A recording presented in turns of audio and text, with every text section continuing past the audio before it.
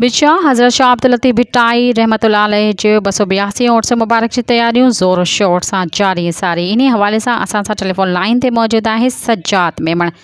जी सज्जाद, वधिक तफ़सीलुनि खां अॻु कजो, छा तफ़सीलात आहिनि? जी बिल्कुल, हज़रत शाह अब्दुल लतीफ़ भिटाई रहमतुल्लाह अलैह जे 282 उर्स मुबारक के हवाले से औक़ाफ़ खाते पारां दरगाह भिटाई के कुंवार जियां सिंगारियो वियो आहे।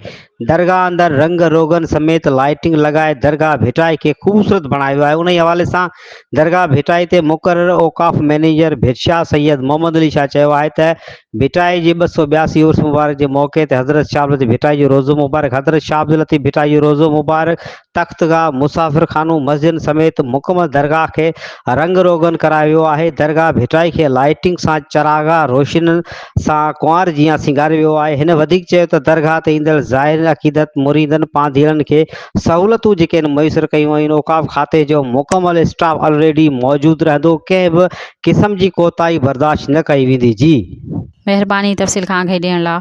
सब्सक्राइब कयो अवामी न्यूज़ HD के, ताज़ा तरीन ख़बरुनि लाइ ॾिसंदा रहो अवामी न्यूज़ HD।